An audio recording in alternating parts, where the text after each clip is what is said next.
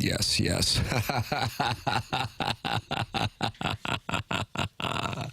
Welcome in. It's Balloon Party, 101 ESPN. My name's Tim McKernan. That's Jackson Burkett. We've got an hour. Let's make the most of it, Jackson. And Jackson is prepared to make the most of it. Why is he prepared to make the most of it? Jackson, why don't you tell the audience? Jackson, are you with? I see you there, so I assume that you can hear me. Yeah, sorry, I'm on tape delay. Why? Your question again. We're going to make the most of this hour. Why are we going to make the most of this hour? How are we going to make the most of this hour? Some might say this is the most important day in sports talk radio history. Oh, my goodness. Yeah. This is a watershed moment, a moment you'll tell your children about, and your children will tell their children about, because I've crafted not only a set of questions, but the greatest set of questions in the history of the medium. Oh, I thought you were going to do this NBA thing. And there's rumblings, but then now things are going to be like they said on 101. All right, regardless. I don't think you have much credibility, so I don't think you have to worry about that. No, I think I have too much credibility. You think you have too much credibility, so it's like an overcorrection that you have so much credibility. Yeah, they're like, this guy's too honest. He tells it like it is too often. You know, he does what the others wouldn't dare to do. Media in this town is soft. It's an embarrassment. And that's extrapolate that a guy pulling money out of the Blues ownership stake is going to start an NBA franchise. Worldwide Technologies' Dave Stewart has sold his share in the Blues this morning. And you believe he is taking that money and he is going to get an NBA team for St. Louis? Well, I would think that, yeah, you know what? That's what I do think is going to happen. It sounds like you just arrived at a pretty substantial opinion. Right. Well, what just happened there? Did you just throw up in your mouth? A lizard. It felt like a lizard just crawled out of me. Wow. But it's just another Thursday. Yeah, I think it's something to certainly consider. He's been asked before. Dave's been asked before about this. He said he would never rule anything out. I think the problem is, like, NBA franchises are so damn expensive. Like, the last team that was purchased was the Phoenix Suns for $4.4 billion. So that's a lot of money. It's a lot of money. But yet you are jumping to the conclusion that he is going to bring an NBA team to St. Louis, and that's why he sold his equity in the Blues this morning. Can anyone present me a better reason? Okay. If someone can present a better reason why he'd pull the money out, then I will maybe concede. Right, present the better reason on the Air Comfort Service text line, 314-399-9646. And then we also have the YouTube chat. John Fitzgerald says, surf's up, fellas. He's in there. Let's see. Deep Voice Dude says you're going to need like $5 billion at the minimum for an NBA expansion franchise at this point. Yeah, it's probably about right. Maybe a little less, but yeah, I'd say you probably need $4 billion at least. Your mom's boyfriend says someone's wake dreaming. He's dreaming.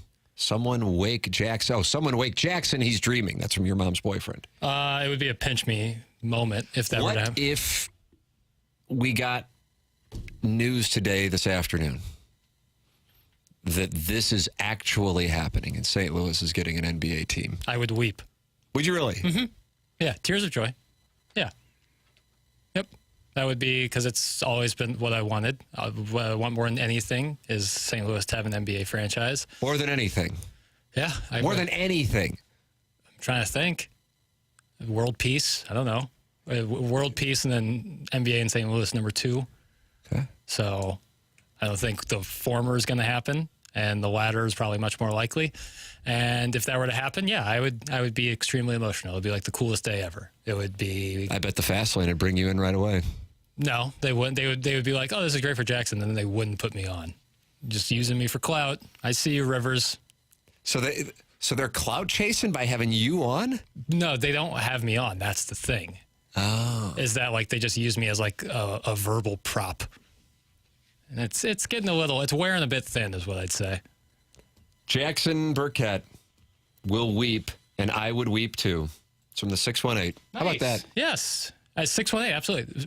Basketball culture in Southern Illinois is very strong. All right. Very strong basketball culture. Whenever we'd have to play them in like a Christmas tournament, like any team from Southern Illinois, be like, oh boy, you know they're going to come to play because they're good. Real good. So you're bonding now. You're bonding with the audience. Plus, you've created questions that you think are going to set the sports world on its ear. Yeah, this is the question set to end all questions. All right, I will get an idea that here with this first question, because if the first question's weak, then I know that questions 2 through 6 are going to be problematic. Let's take a listen, see what he's got. I don't know, because Jackson calls this week the doldrums. And today is the doldrumest of doldrums? Yeah, today there's not even a slight breeze, but I'll try. When looking at the Cardinals and forecasting their next decade, what do you think the team will look like without a keystone face of the franchise type player? Well, hold on a second. We're just jumping to the conclusion that they're not going to have one for the next decade? Well, you're the one who just jumped to the conclusion that these questions are not, these are comprehensive, brother. These are okay. going to get there. All right. Then you know what? I need to yield my time to the gentleman from Ladue for the full question. Yeah. Do you think since 2000 we've grown too accustomed to always having guys who can be the face of the franchise, or do you think this current roster has a player or players that could become the face of the franchise type guys? Also, what defines face of the franchise for you? My answer is Mason Wynn. Yeah, that's who I would agree with. Yep. Okay. Yep. I am really excited about Mason Wynn. Really excited about Mason Wynn. Checks all kinds of boxes with regard to excitement, and what's taken place in the first half has been super exciting, but defensive, and then also the speed.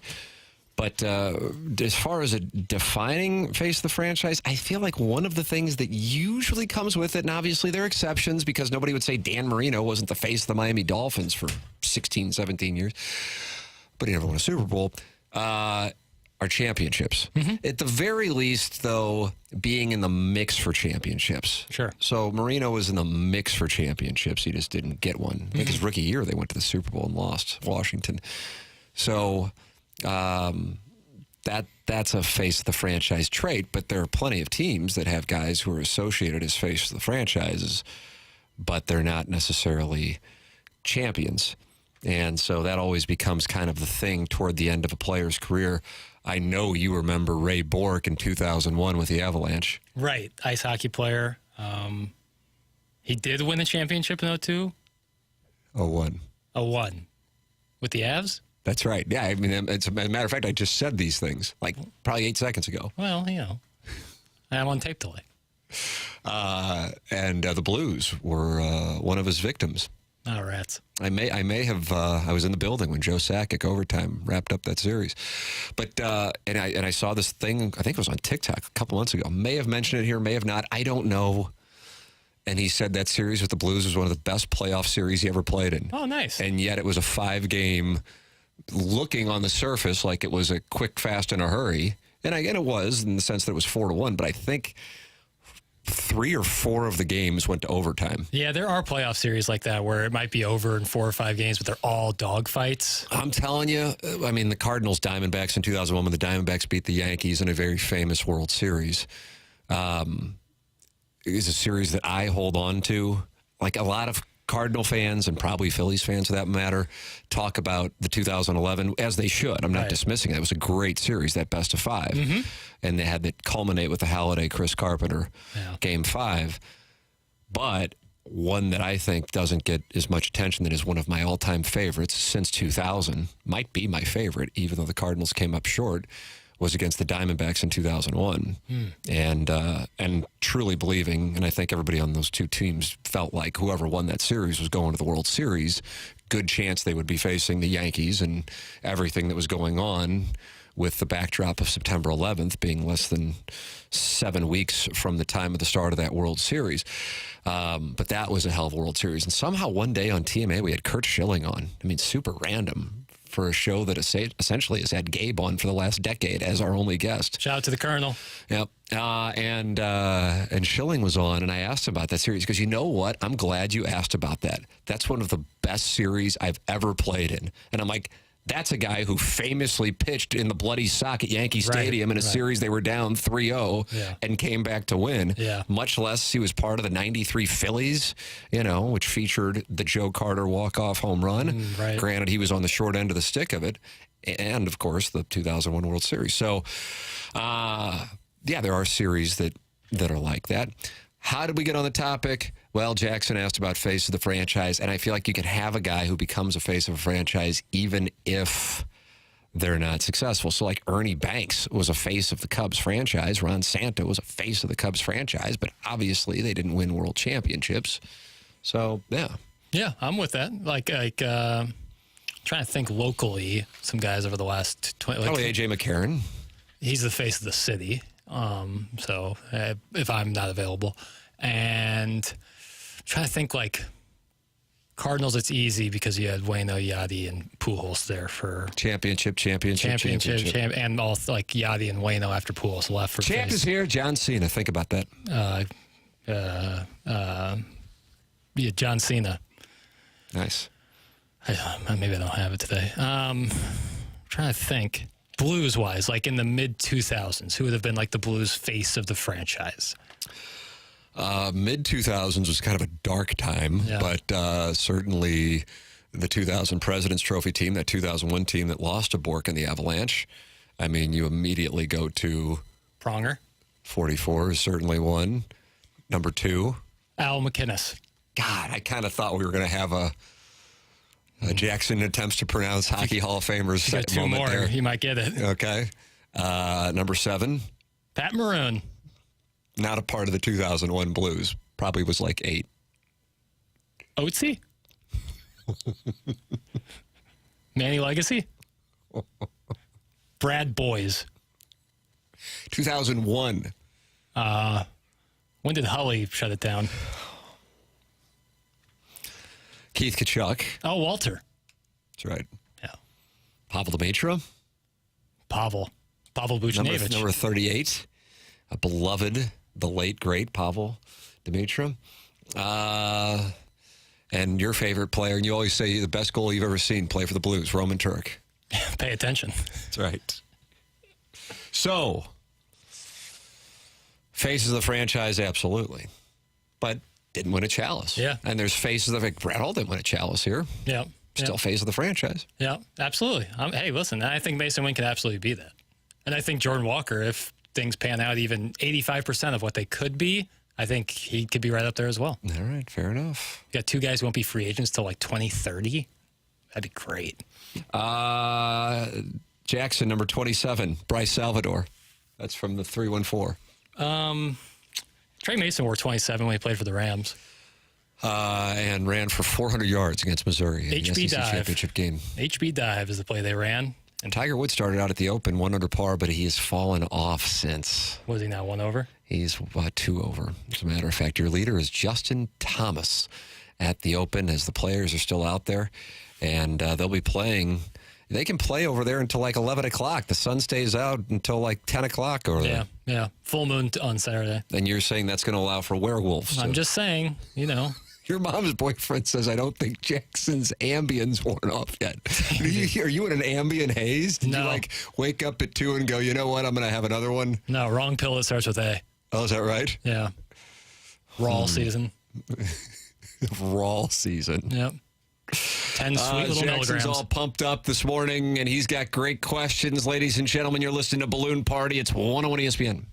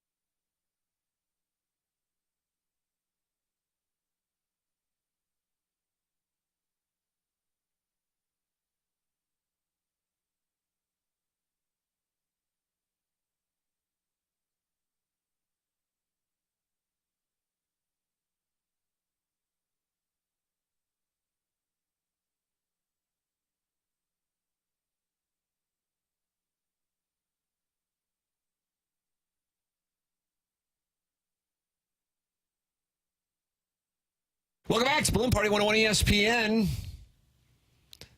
Jackson, you want to know where I got Wingy from last Friday? Yes. You want to take a guess? You want to fire at the pot? Okay.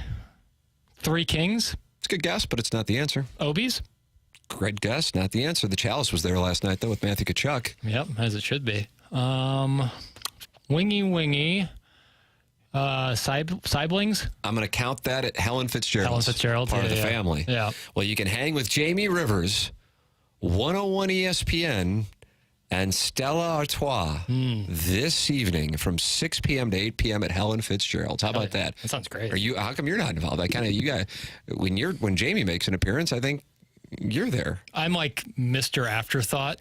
Like, Clip that off. when everyone else can't do it, call Jackson. Well, Jamie Rivers is going to be there. As he should be. He's great. Stella Artois is partnering with Hot Ones to bring hot wings and hot trivia questions to St. Louis. Want to sign up to play in the trivia? Visit Helen's to find out how to register to participate and compete in the competition, or just hang out and watch the festivities this Thursday, tonight, and enjoy some free Stella sampling and your chance at attendance prizes. That's this Thursday, 6 to 8 p.m. with Jamie Rivers at Helen Fitzgerald's tonight, 6 to 8 p.m. Get more information at 101ESPN.com. How about that? Sounds great. Yeah, there you I go. love hot ones. Boy, I like those wings. Yeah, big time. Delicious. Oh, that's good. That's good dipping sauce. Real good dippings. Jackson has question number 2 today in what he calls the doldrums. Yep. BK, Brandon Kiley from BK and Ferrario fame, asked me a really good question yesterday, and I'm stealing it for our show, whether he likes it or not. So, sorry, BK. Oh, you're just sideways with everybody in the building here. Every show we're sideways with. Yeah. You know, I mean, you got the Rockio thing going That's on. right. Now you're stealing stuff from BK and Ferrario, whatever you and Rivers have going on. Yeah, it's a real two-way dance of death there. You know, some days you're living, some days you're dying. Oh, yeah. If the Tigers can capitalize on the success this year and go to the CFP, Tigers. do you think that Brady Cook will have a higher approval rating and appreciation factor amongst Tiger faithful than Chase Daniel? Same scenario for Luther Burden, but replace Daniel with Jeremy Macklin. So all they're doing is going to it? So if they make it to the CFP, let's just say they make it to, so you probably go 10-2 this year, at the worst. Yeah, you can't. I don't think you can go 9-3 and No. be in there with the schedule they have. Would be surprised. This one, it took me a second on this one. Yeah, I think so. Because there's some about Chase Daniel that, like, I guess is pre-social media, the Sports Illustrated cover. It had been Shot at MySpace. Who's the guy from MySpace? Who was the guy? Tom. Yeah. Shout out to you, Tom. I feel like I'm a little bit Tom from MySpace. Like, I've been kind of taken. My spot's been taken. By the likes I don't even know. I don't Zuck. follow the analogy in the slightest. I feel like I was everyone's darling at the beginning, and now look at me. I'm Tom from When were you MySpace. darling? I feel like you've been loathed by this audience since day one. Yeah, I think I had a moment in 22. Oh, really? Yeah, I think I tried. Petrangelo playing with the Oilers. I think I tried to watch hockey for a week and then realized this was. Yeah, that's right. You did come in here at the start of the season. Yeah. And said you're not going to get the NBA League Pass and you're going to commit to watching NHL. Yeah, that folded like a cheap tent. Wow. Yeah, I didn't follow through at all on that. I'm grossed out right now. Anyway, we're back to MySpace. Back to Chase Daniel. Yeah, I agree. Here's, you know what they say. Your first love remains your true love throughout your lifetime. Mm-hmm. And Chase Daniel was the first one for the vast majority of living Missouri fans to bring Missouri, along with Jeremy Macklin, to the precipice. Either way, got to number 1 in the country in late November. And then a win away from playing for the national championship. So Chase Daniel made that which many of us already knew was possible a reality. And he will not be forgotten for that. But the college football playoff could be a whole different animal. And what if Brady Cook quarterbacks Missouri to a home playoff game on December 20th against the Notre Dame Fighting Irish with light snow falling on a Saturday evening in mid-Missouri. Hello again, everybody. You are looking live at Faroe Field as the Fighting Irish of Notre Dame take on the Missouri Tigers. Yeah, that'd be it. Oh, my God. Are you going to weep on this one, too? If that happens and they were to win, I'd be just a bundle of emotion. So think about that. Think about what that does. Yeah, and I'm not afraid to say it. People out there are like, oh, it's weird that you be, well, yeah, whatever. I think it's weird that you don't care. I think you're protecting yourself so you can't get hurt. Well, you know what? Sometimes you got to get hurt to feel something. Look at that. Yeah, that's what I'm saying. I'm not liking the vibes I'm getting from the screen over to my right. I'm a Piddle stan. I'm peeing in my diaper right now, just like he does. That's from the 636. Look at that. There's your fans. Pish posh. We don't want you on the bandwagon. But you're cute. That's from the 314. Damn straight. I think with Luther, it's a no doubt. Like if Luther continues to build on what he did last year and is like a top 10 pick in the draft next year, which would probably be the case if he were to build upon last season, then I think he would be like Mr. Mizzou in terms of wide receivers. I just think there's something about the romanticizing Chase Daniel, final vestige of the Big 12 Missouri saga. Some about that, the Sports Illustrated cover, being in the Heisman voting. Like, I just think there's something about that where I think if Brady takes him to the college football playoff, he would fall right in between Chase Daniel and Brad Smith in terms of like Mizzou fans' love, but closer to Daniel than Smith. I just need to know what the ceiling is. I mean, if we're saying, okay, it's a college football playoff, but you lose that first round game to the Fighting Irish. Mm-hmm. In, let's say, at Touchdown Jesus, not in. They're going to South Bend. Yeah, let's do that. Oh, God. Because it would be actually like it would take so much wind out of my sails if they lost at home in the college football playoff. Would you weep on that one? Yeah. Either way, I got a lot of tears. This is like a Dick Vermeil press conference in here with you. There's no end. It's not a finite amount of tears. I got them forever. Okay. So I was hardened when my football team left. But either way, 18. if they go 10-2, then that means they had to have won against Oklahoma, A&M, or Alabama. Mm-hmm. You know what I mean? You follow me on that? Yep. That's mathematically demanded. Or maybe they win all three. Maybe. So then they're in the college football playoff with a bye. Yeah, I kind of want them. Maybe that's a weird part of this. A lot of people want that on-campus thing. I want it more so than badly. They want the actual quarterfinal in the bowl system. Yeah, but a week off before playing a college football playoff game is such a massive advantage. So I would take that because the goal here is hardware. But how cool would it be if there was a home football playoff game at Columbia, in Columbia? I didn't mean to get everyone all, emotional today. Well, a lot of the 618 isn't emotional when they hear you frothing over this home playoff game. But I gave him a huge shout out in the first segment. You said great basketball culture. Great basketball culture. Great basketball. Altoff. Shout out to Edwardsville, where my brother and sister went. Both the Bellevilles. Great basketball culture there, man. For real. Cough, Chase Kaufman, cough. Norfleet versus Kaufman.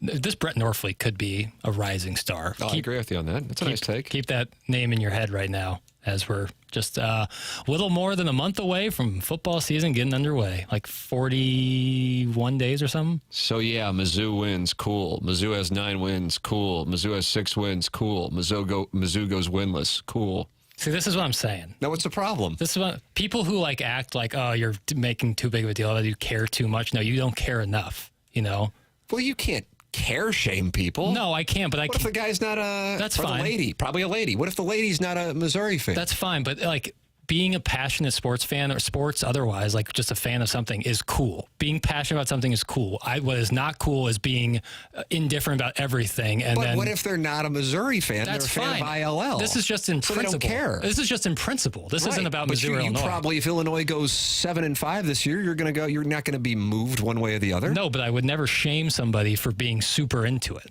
I see what you're saying. So you're fine with this person being an ILL fan or whatever. Yes, absolutely. Missouri State's real live. Sure. But you're saying don't shame you for caring. Right. That's what I'm saying. But see, the thing about talking college sports in St. Louis is some people are just not into it.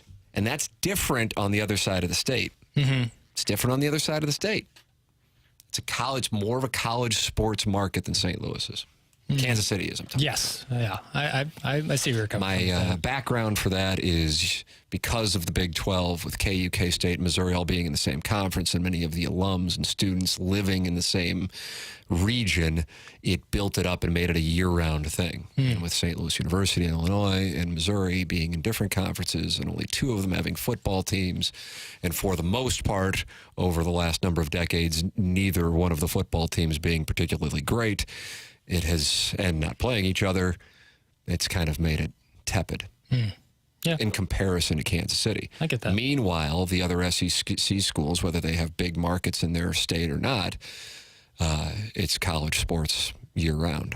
And you care. You either love the team or you hate the team, but there is not indifference about the team. Right. You follow me? Oh, Holler yeah. if you hear me. Tupac. Yeah. 91, Polarizing. I think? Yeah. Polarizing. All right, Jackson, what do we got here? It's 10:33. I'm always late for a break. 10:33, time check brought to you by Clarkson Jewelers. My name's Tim McKernan. That's Jackson Burkett. This is Balloon Party, driven by Munganess, St. Louis Acura, Munganess, Burkhardt, Alton Toyota on 101 ESPN.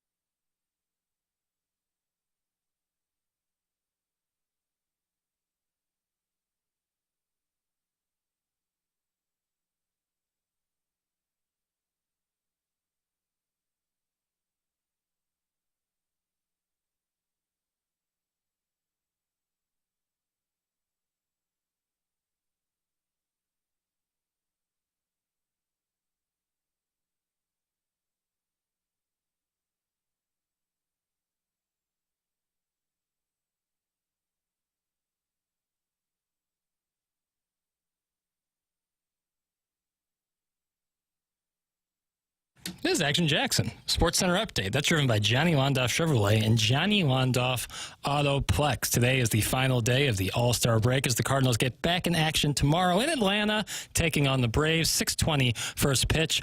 We don't know who's pitching, but as soon as we do, we'll let you know right here on 101 ESPN. And then yesterday, Team USA improves to 3-0 with an impressive win over Serbia. Stephen Curry sizzling 18 points in his first 11 minutes. That was another Sports Center Update driven by Johnny Londoff Chevrolet and Johnny Londoff Autoplex. See them at londoff.com. Chevy, together we drive. Are you kidding me?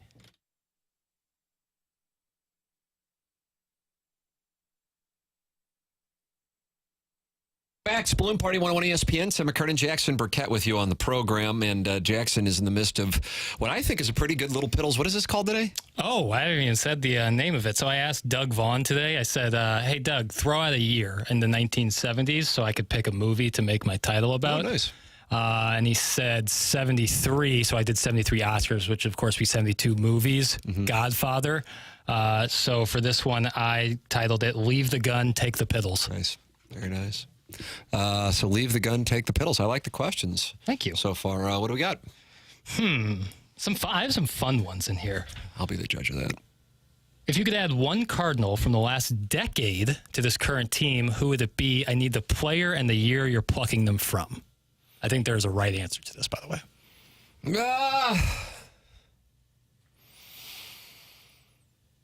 Actually, I think there's two right answers. I'm in the tank. I'm looking for an ace starter. I'm going to go outside the box. There's no way you're thinking of this. Okay, wow. There's just not. Yeah, like Carmart from 15? Yes. Yeah. It's a good play. That's what you were thinking of? No, I was thinking Flaherty in 19. But Carmart in 15, he's All-Star. Yeah, Flaherty in 19. I was thinking, I'm like, there has to be somebody that because I go Chris Carpenter, but Chris Carpenter in the last decade wouldn't be there. Right. Waino didn't have like a standout year. He didn't have like his 2009 year that we could. Flaherty 19. Flaherty 19 is the right answer. Yeah, Flaherty in the second half of 19. Yeah. You can not like his tweets or whatever and still be like that guy was Jake Arrieta out of nowhere sick in the second half. Yeah. Yep. But then Martinez, I think Martinez in 15 is that's a really sneaker good one because you think of him and you think of like whatever fighting at the barbecue pit at the Stag Bar, at 4 a.m. with Ozuna. But, Ozuna was another person. Ozuna in 19th is someone certainly not for his defensive skills, but for a right-handed bat in the outfield, be pretty useful. But the 2015 Cardinal rotation was so sick. I mean, Carlos Martinez had a 3.01 ERA. 14 wins. But, John Lackey, 2.77 ERA. And, Westbrook? No. Waka, 17-7 with a 3.38. Yeah, 17-7. Carlos Martinez, 3.01, as I said, 14 wins. Lance Lynn, 3.03 with a 12 wins. And Jaime Garcia rounded out the rotation. And he had a 2.43 ERA. Boy, harken back to those days. Telling you. Or your second best starter, or your last starter as an ERA in the 4s. Our second best one is like one in the 5.5s right now. I am telling you. Yeah, if you could add, it's pitching because of what we talked about with the playoff format, and they probably just need to get another starter in general if they're going to have any sustainable success, because they really use the hell out of the arms. And I like Palante a lot. He's actually been outstanding in the month of July, but maybe it might be a Band-Aid, maybe not a long-term solution, but they don't have a lot of long-term solutions on this 2024 Cardinal roster. This person says the answer is 2022 Goldie. It's a nice answer. Yeah, if you're going offense, 2022 Goldie's a great call. 19 Ozuna maybe is a good call. I feel like the 15 team was made up of a lot of guys who get hits, but not one standout hitter. The 2015 Cardinals being a 100-win team is tough for me to wrap your head around. I mean, if somebody out there, without looking at Baseball Reference like I am, could give me the starting lineup of the most games played of the 2015 Cardinals, Jackson would meet them for a boat drink. Yeah, or matcha at the Chili's at the airport. That's where I hang out most weekends. Fine, I'll do it. Your catcher, Yachty. Your first baseman. This is where it ends. Who? No chance. I guess I'll give you 5 seconds. Voigt? No. Was he heavy? Big city? No. No offense to Big City. Yeah, that was... Well, God. You wealth shame, you school shame, and now you fat shame. body shame, yeah. Well, who was it? Marp? Mark Reynolds. Oh, boy, yeah, I would never got that. Your second baseman? Cold Long. Your third baseman? Marp? That's correct. Nice. Your shortstop? Ugh. I give 5 seconds. The airtime's too important here, Yeah, it's especially so when valuable. I'm on it. This is post Cesar's Taurus, so And Cesar Cedeno. yeah. Post for call. I don't know. Johnny Peralta. That's right, Jay Honey. Jay Honey. Well, that's how you spelled it. Oh. And the outfield. No Piscott. chance. That's what you got. Grichuk.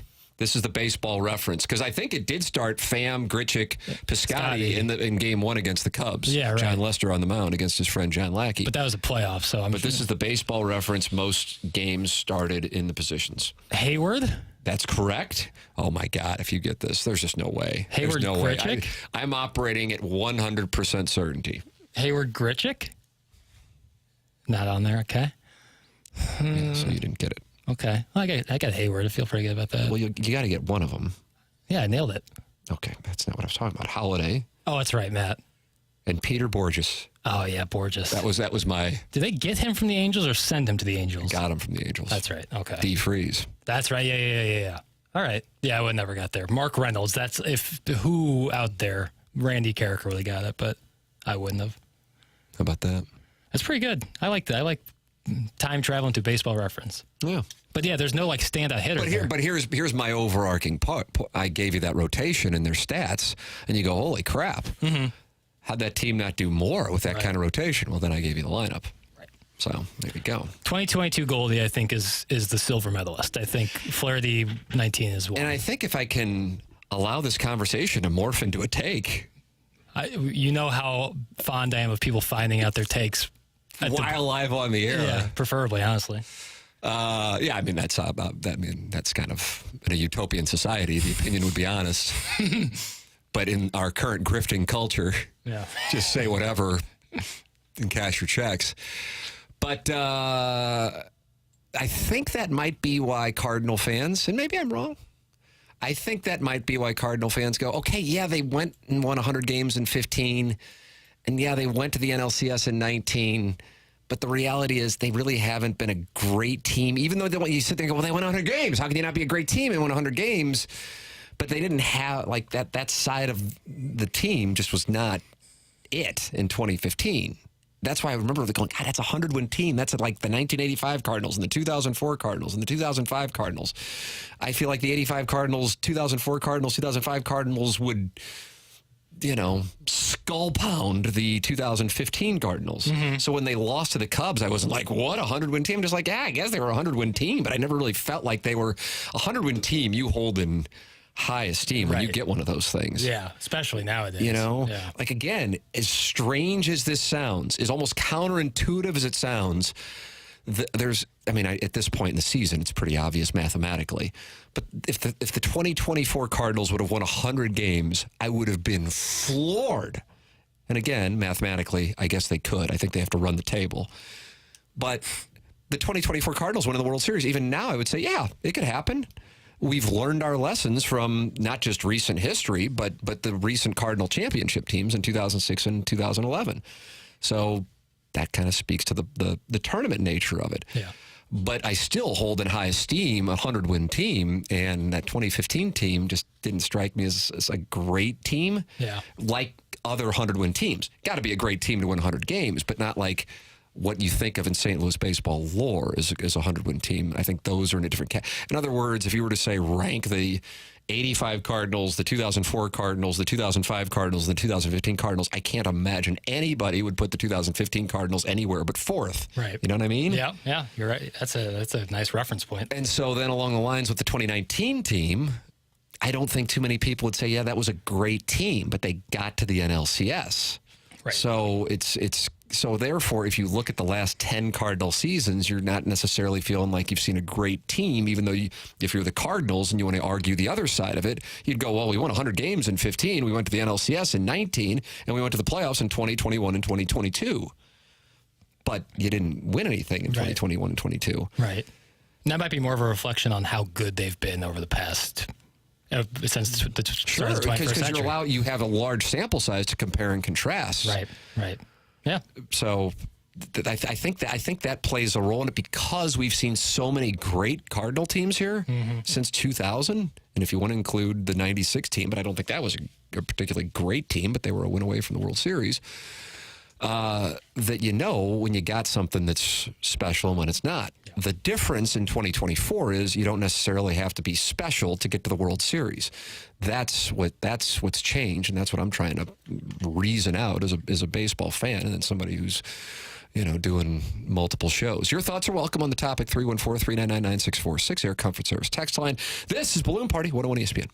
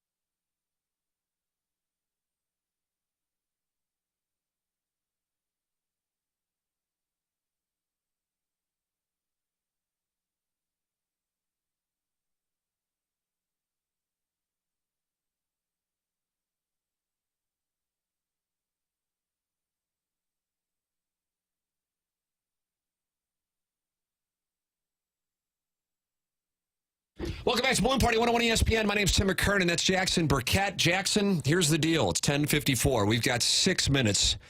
What you gonna do? What you gonna do? All right, so do I get a berth here? Do I get a wide berth? I worked really hard on this one. Okay. You're Jackson Burkett. I am. So me and my special lady friend saw a movie last weekend. Oh, wow. It sounds like we're at the retirement community. Well, shout out to Your special lady friend. It's just an homage to the dude. Me and my special lady friend saw a movie over the weekend. It's called Long Legs. It's outstanding. And It's spiders that are harmless. I wish. It currently sits third on my year-to-date rankings. The titular role goes to Stacy Keebler. That's right. The titular role goes to someone I'm a big fan of, but can be a bit polarizing. That person is... What role? Excuse me? Titular. The character named Longlegs is played by Nick Cage. So he plays the titular role. Like in Lincoln. I mean, listen. Like in Lincoln, DDL. I'm a meat and potatoes guy. Right. I'm a mere monosyllabic guy. You start busting out titular, and I think we've got an FCC violation on our hands. Could you explain to me and the rest of the audience that didn't go to Horton Watkins what that means? So here's an example. Okay. In the film Lincoln, Daniel Day-Lewis plays Abraham Lincoln. Therefore, he plays the titular character. Okay. What about at the house on Chasey Lane? Would Chasey Lane play the titular? Yeah, but you're playing yourself, now, so it's now a I can different relate. thing. All right, regardless, that person, it's actually perfect that I called this Take the Gun, Leave the Piddles, because the person I'm talking about is Nick Cage. I find Nick Cage to be fascinating because he's a little bit of all of modern Hollywood. He's extremely eccentric, but also self-aware of his quirks, spent his money on ridiculous stuff and now has to work constantly, and he comes from a Hollywood super family, and his talents, when used right, are undeniable. Is there a sports equivalent to Nick Cage, someone who you know is good given the right circumstance, but comes with polarizing baggage and can be as good or as bad as anybody given the moment? Boy, I like the question. Thank you. And I have some examples. Nick Edmeyer's post in the YouTube chat better. Titular, get this Ledoux pretty boy off the air. I'm speaking, the language I'm speaking is English, so. Just so condescending. Well, what do you mean? This is like, it's not unprompted. But I mean, I can bust out a word with multiple syllables here and there. Yeah, you do it often. But I'm a meat and potatoes guy. Right. It always goes back to that. It's always returns to meat and potatoes. You could go travel the world, but you're coming home for meat and potatoes. I am actually, probably. So here's I'll give you one example. Who are you thinking? I picked one for each sport of the four major North Americans. Wow, look at you. I worked on this one. What's up, show prep? The one that might be the most, even though he lacks the self-awareness, is Russell Wilson. He's got a lot of the Nick Cage, very polarizing, but also can be very good. Would have never thought of that one, but I like the play. Kyrie Irving, although he might be a little bit too good, he's just so good, but he's polarizing. You're going to name a hockey player here. Oh, I am, and I have to research the hell out of this one. My baseball one I really like, Nick Castellanos. Polarizing. Oh, that's your baseball one. Okay, I was thinking to myself, you just made up a hockey player, but no, we're talking. Okay, that's a nice play. Yeah, and then for hockey, I did a lot of research in this one. Claude Lemieux. I almost said Lemieux. Oh, wow. Claude Lemieux. We would have had all the tomorrow's show ready to go if you didn't correct that one. That's Claude Lemieux. That's his bovine counterpart. What happened? Did somebody put a feather on you? Claude Lemieux. I'm sorry, Claude Lemieux. That's who my answer is there. I was going to go Sean Avery, but I think he's just hated. Avery. I think he's just hated. Star of Oppenheimer. Wow. Yeah. Look at you. Yeah. But I think he's too Surprised hated. you even know these people exist. Well, I can research. Did you like Tex Rivers? No, he wouldn't. As soon as I started that question, he'd be out on it, because he's not whimsical. Jamie Rivers doesn't know what titular means either. Yeah, because he's a meat and potatoes guy. You guys won't get into whimsy like me. What does that mean? I won't get into whimsy. This is a whimsical thing, and this is you guys would hear that you're like, pish posh. Tim's a man of the people, a doer of good. That's from MD 2020. He's exactly right. And then Philip Gallagher said, I'm a proletariat. And he's right. You are. You're a noble. That's right, yeah. Yeah, my ivory tower. I'm not sure if these airwaves will ever be the same again. I'm not sure I'll ever be on these airwaves again. That's from Philip Gallagher. Philip is Philip do a show? He's got a show coming up. I'm not familiar with his work, but I'd love to work with him. He wouldn't use the word titular on me. I know that. I like the question. I want to think about, I don't know. Because you kind of need a little self-awareness about that you're kind of weird, because Nick Cage has that self-awareness about himself that he's pretty weird. Yeah. Allen Iverson, just on the spending money on dumb things thing, maybe think of that. Or Shaq, but he makes a lot of money too. How about P. Reed?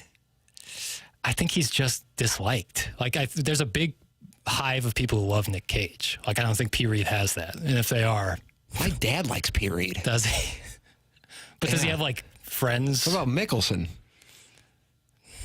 I think Mickelson's a nice play. Post-2020, yeah, he might be in there.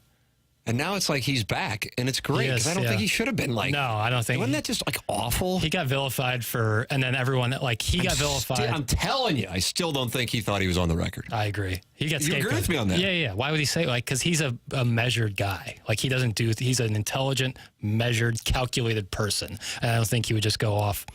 Well, now I don't want to say titular and half-cocked in the same segment. Jeez. I mean, my kids listen to the show, man. How do I explain that to them? I don't know. I'm going to be sending this out for a resume reel. Oh, you feel good about this one? This is a really good one. Jackson, it's time for us to go. BK and Ferrario are coming back after you ripped off their material. I did. I stole their stuff. So that'll be awkward when they walk in here, but oh well, fair enough. Jackson Burkett, he's a thief, and he uses big words to make us all feel bad about ourselves here. This has been Balloon Party on 101 ESPN.